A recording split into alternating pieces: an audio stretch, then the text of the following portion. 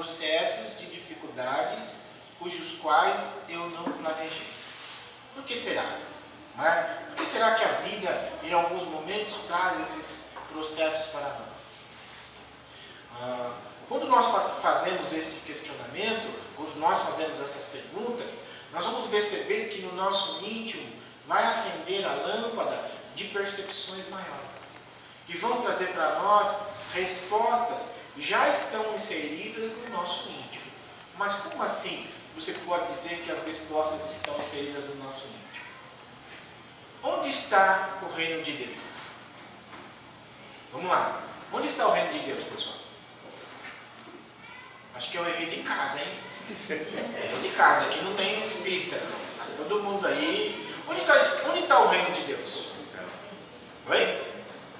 No céu? É nosso corpo. Nosso corpo. Onde está o reino de Deus, gente? No céu e na terra. No céu e na terra. Onde está o reino de Deus, gente? Dentro de cada um. Dentro de nós. O reino de Deus está dentro de nós. Deus habita dentro de nós. Deus está aqui no nosso processo de vida. Quando nós somos criados por Deus, e a centelha divina criada por Deus, que habita o nosso ser, Deus inseriu em nós as suas leis, inseriu em nós o seu conhecimento, né? E esse conhecimento está inserido em nós, que nós chamamos de consciência, né? Que nós chamamos de despertamento. Esse é o reino de Deus que está colocado dentro de nós. Nossa consciência está inserida às leis de Deus. Por isso que nós sentimos remorso, nós sentimos às vezes o processo de nos sentirmos equivocados, distinguimos o bem do mal, porque as leis de Deus estão inseridas na nossa consciência. Se nós cometemos uma falha muito grave, o que acontece? Meu Deus, eu não devia ter feito isso. Por que eu fiz isso? Mas com que parâmetro você está fazendo essa comparação? Porque as leis de Deus estão dentro de você. E aí, essas leis de Deus indicam que o reino de Deus está dentro de nós. Por isso que nós devemos fazer um processo, às vezes, de introspecção, de oração, para verificar o que vai dentro de nós, como nós sentimos. E através da intuição, da inspiração, recebemos as respostas que já estão dentro de nós. Por isso que Jesus vai dizer, em todo o decorrer do Evangelho, que nós deveríamos nos conhecer. Que se Deus habita dentro de nós e as leis de Deus estão dentro de nós, nós devemos nos tratar muito bem, tomar cuidado conosco, observarmos como nós sentimos, como nós refletimos, para que nós, talvez, ou melhor dizendo, não estejamos violentando essas leis. Porque toda vez que eu infrinjo as leis, eu caio na lei de causa e efeito, que vai me levar a um processo necessário de recapitulação dos meus passos.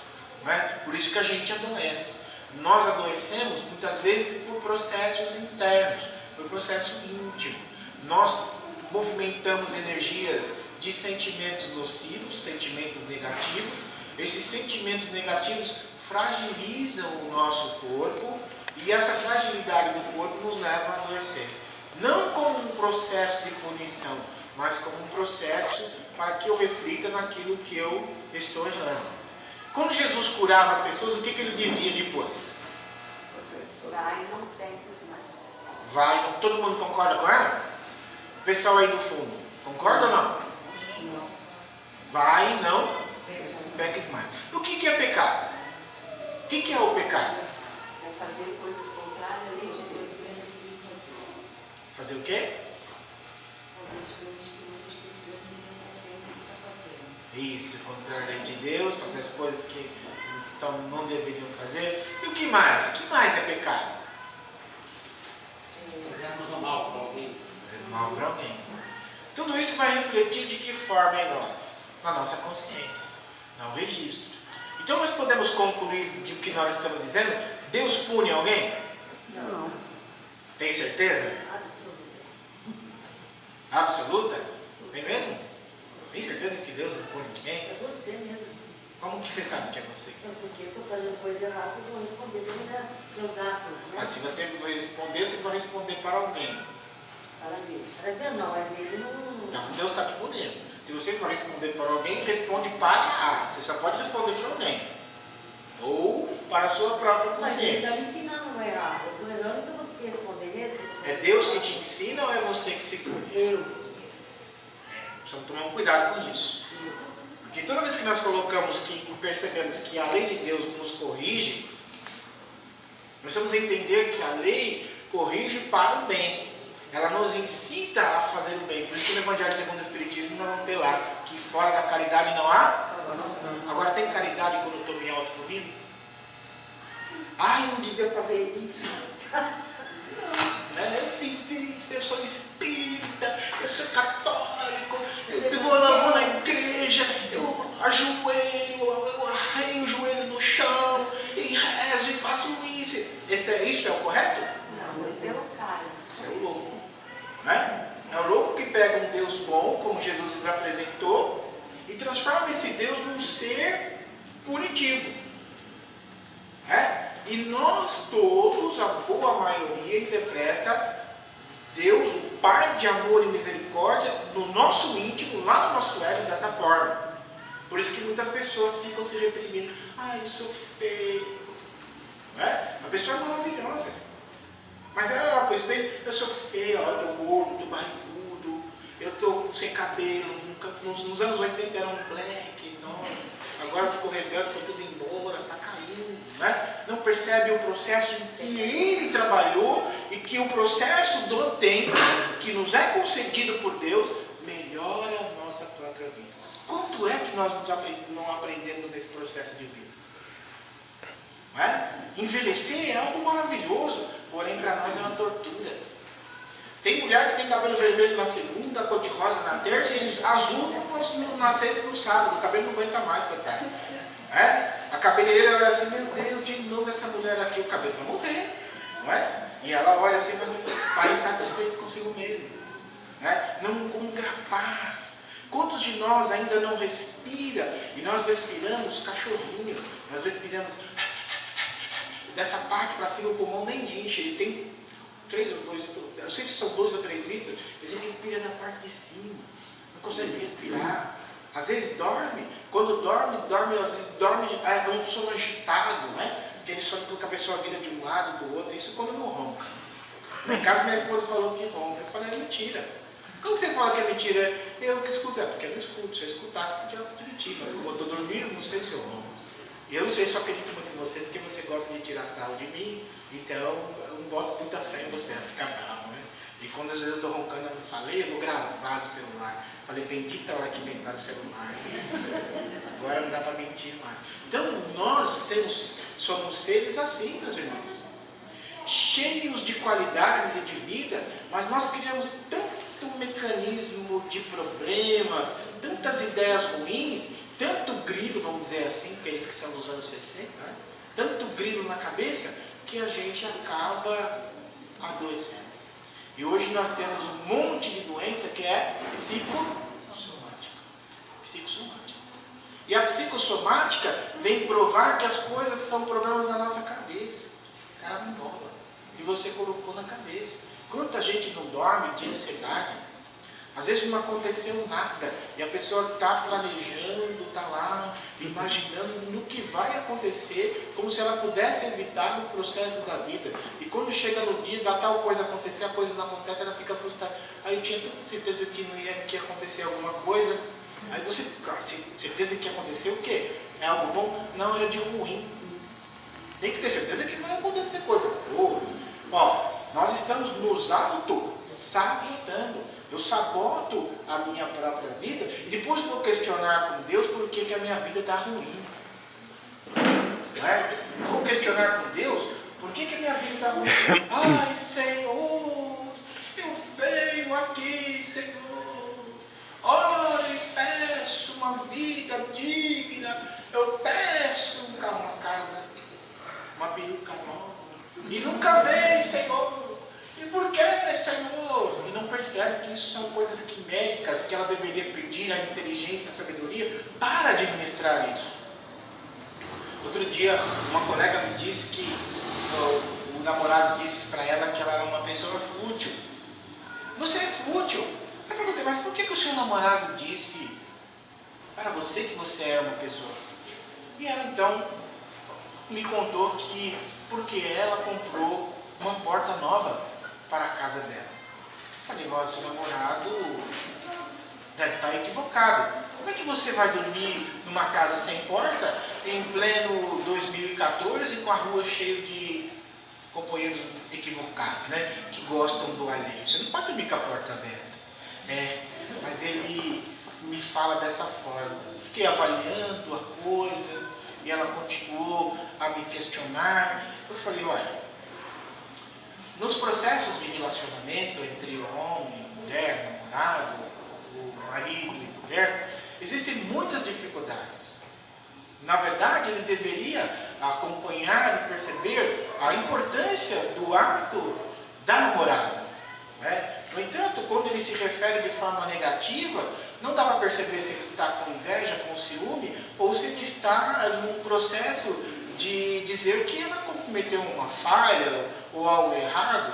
Mas você para pensar, como que você se volta para a pessoa que você diz que gosta e critica ela exacerbadamente, sem fazer uma ideia adequada do que a pessoa está pensando, não é? Eu fiquei pensando nisso e vi quantas vezes dentro de casa, nas relações marido e mulher, filhos, as questões são assim. Às vezes os filhos chegam para os pais, pai, consegui aprender a mexer no computador. Eu falo, pô, você conseguiu aprender a mexer no computador? É, maravilhoso. Isso você sabe fazer. Estudar você não sabe, né?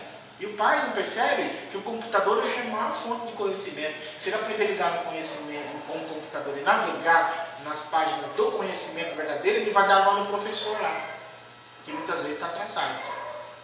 Então o que o pai fez? Ao invés de elogiar o processo do filho, que está se esforçando por um processo de melhoria de si, ele critica.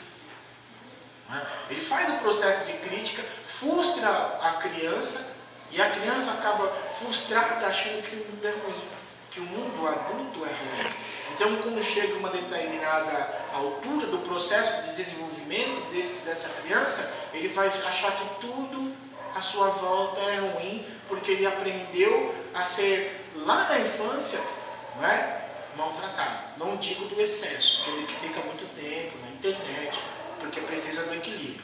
Mas digo daquele que está em busca, nessa ânsia do conhecimento. Porque hoje a juventude é viral. O que é uma juventude viral? Eles nasceram para isso.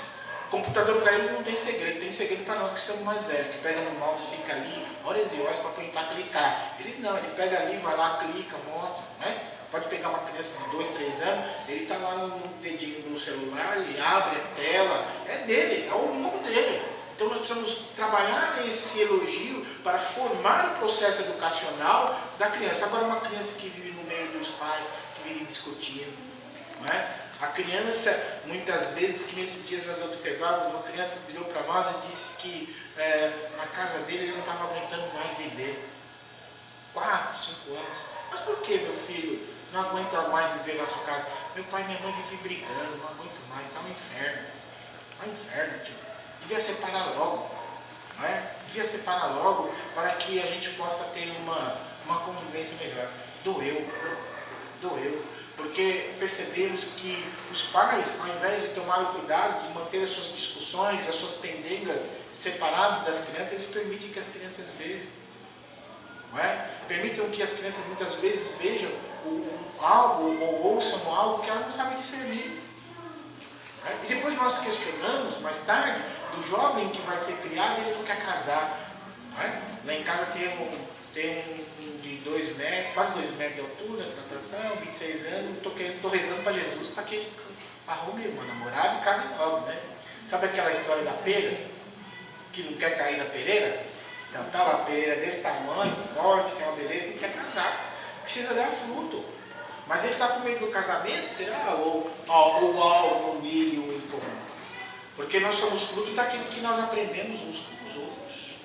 Não é? Por isso que nós precisamos vir à casa espírita e vir com as nossas dúvidas à casa espírita, ouvirmos as palestras, raciocinarmos dentro do aspecto do conhecimento, para que esse conhecimento nos ajude a nos amadurecer. Como nós falamos aqui no começo, nós perguntamos o seguinte: onde estão inseridas as leis de Deus?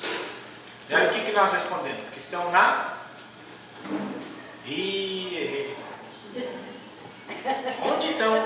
Onde está inserida as leis de Deus? Aonde, pessoal? Na consciência. Não é? Como que eu vou discernir o certo e o errado? Elas estão dentro de nós, na nossa consciência. Mas para mim tomar consciência de algo, eu preciso saber isso. Eu preciso aprender. Então, quando nós falamos de consciência, nós estamos falando do grau de conhecimento que nós temos. Da melhoria. Ou do grau de desenvolvimento do conhecimento que nós já tínhamos. Não. Do grau de conhecimento que nós vamos adquirir. O desenvolvimento seria o processo pelo qual nós estamos passando. Como eu aplico esse conhecimento? Não é? Mas o grau de conhecimento que eu preciso adquirir para discernir o certo e errado. Por quê? O que Jesus vai dizer para nós? Aquele que muito foi dado, será cobrado. Então aquele que recebe o conhecimento deve aprender a discernir. Nós que somos cristãos, que temos tendo um contato com o Evangelho, para nós o erro é mais complicado. Porque nós estamos dentro de um processo consciencial diferenciado. Já perceberam que às vezes nós estamos angustiados? Quando nós estamos angustiados, a gente tem vontade de ir para uma igreja? Quem tem vontade de, quando está angustiado, de ir para uma igreja? Que levanta a mão. Mesmo sendo espírita. Vai ir para uma casa espírita. Ou quando está angustiado, tem vontade de fazer uma reflexão, de se ficar quietinho por alguns momentos, de fazer a introspecção. Quem faz isso? O que representa isso, meus irmãos? Representa que dentro de nós, como nós estávamos falando no começo, já está inserido na nossa consciência esse conhecimento. Nós já não agimos mais por impulso. Aquele impulso primeiro de agressão, de raiva ou de medo já nos pede, já nos remete para uma reflexão interna, para que nós possamos pensar e verificar o que está acontecendo conosco. Só que quando nós chegamos nessa verificação do que está acontecendo conosco, e eu acho que eu respondo a sua pergunta, muitas vezes nós não encontramos resposta, porque a ideia desse momento mais angustioso, esse momento de maior reflexão, é de nos empurrar no caminho que nós nos programamos. Por isso que nós aportamos nas igrejas, aportamos nas casas espíritas, para buscar o despertamento do espírito, do nosso espírito, da nossa essência verdadeira, dentro daquilo que já está inserido dentro de nós. Quando nós sentimos angústia, medo, buscamos uma casa espírita, uma igreja, ou qualquer coisa que seja, nós já estamos buscando esse aconchego, porque isso já está escrito em nós. Se nós viéssemos à casa espírita, muitas vezes a gente vem para a casa espírita, vem com essas sensações ou qualquer coisa que nos incomode. No primeiro impacto, nós vamos fazer os tratamentos da casa espírita, que estão delineados dentro da assistência espiritual. Depois de um certo tempo, nós começamos a buscar o conhecimento. As escolas de aprendizes, as casas que têm essa estrutura, que é uma estrutura da Aliança Espírita, tem as escolas de aprendizes. As que são vinculadas à Federação Espírita têm outros estudos, a USE e assim por diante. Mas boa parte das casas espíritas tem um núcleo, um conjunto de possibilidades de conhecimento para que nós possamos adquirir e esse conhecimento venha a fazer com que nós nos libertemos do processo que nos trouxe aqui. Quando nós sentimos essa angústia, essa ansiedade, nós sabemos que dentro de nós existe uma causa que gerou todo esse processo. O que nós estamos vendo na realidade é um efeito. E para que esse efeito cesse, eu preciso mudar a causa. E a causa é o nosso espírito. Por isso que a gente fica ansioso, muitas vezes, para buscar uma casa espírita, para buscar o passe, para buscar conversa com os espíritos. Né? Eu preciso conversar lá com a dona deles, ver o que o Oswaldo me orienta. Eu vou num terreiro de Umbanda, vou conversar com o pai velho, ver se ele me dá uma ajuda. Né? Vou pedir para tirar a zica, vou tomar um banho de comigo ninguém pode. Não é? Vou acender uma vela, vou na igreja, vou conversar com o padre, vou confessar, para que eu possa fazer essa catarse interna para a modificação desse processo nosso. Então, o que nós temos, o que nós podemos perceber com isso? A parte mais importante que nós temos a desenvolver é a parte do nosso conhecimento. Porque isso, o desenvolvimento desse conhecimento é que vai fazer com que nós nos libertemos das causas que levam a gente a ficar doente. Ou seja, as causas que nos levam a ficar em processos obsessivos, as causas que nos levam a adoecer muitas vezes. Muitos irmãos nossos hoje, na atualidade, têm tomado decisões que são tristes, saídas pelo suicídio, não é? Outros têm se posicionado por falta desse conhecimento que nós estamos tendo aqui, essa oportunidade desse estudo, desse diálogo, tomando decisões relativas ao alcoolismo, à utilização de drogas psicotrópicas, não é? Enfim, uma série de coisas que nós estamos vendo acontecer no nosso mundo hoje por falta de algo que o ajude a discernir. Muitas vezes, esses nossos irmãos estão sendo induzidos por falta de uma orientação adequada dentro dos nossos lares. Tem muitos pais, aqui não vai nenhuma crítica a ninguém, que ao invés de apresentar Jesus logo cedo para os seus filhos, aguarda, quando ele estiver na adolescência, eu apresento ele para Jesus. Quando ele estiver na adolescência, ele não vai seguir Jesus de jeito nenhum. O mundo já dominou. Ele não tem parâmetro para fazer raciocínio. Ele não tem desenvolvimento moral. Quando nós trabalhamos a questão do alimento espiritual, como nós dissemos no começo, eu estou desenvolvendo o meu campo moral. As leis de Deus inseridas na minha cabeça, no meu pensamento, na minha consciência, como queira, estão desenvolvendo em mim o processo de moralidade. É a moralidade quem dá parâmetro para que eu tenha uma vida equilibrada. No estágio que nós estamos, nós precisamos de esclarecimentos, porque se alguém dizer para você assim, olha, você não pode começar as coisas, porque isso é pecado, é contra a lei de Deus. E eu não tenho base para entender o que é a lei de Deus, eu faço a questão. O que é a lei de Deus? O que é a lei de Deus? Todo mundo tem. Todo mundo tem. Por que eu não posso ter? E hoje a moda é ostentação. Né? Quanto mais você parecer, mais você consegue. Então os meninos hoje estão pensando o quê? Ter carro, né? Ter moto, ter dinheiro, ter roupas, ter possibilidade de viajar, de passear por aí. Só que a maioria dos meninos ainda não tem uma formação adequada para ganhar muito dinheiro. Quando ele não tem uma formação adequada para ganhar muito dinheiro, o que ele faz? Ele vai buscar os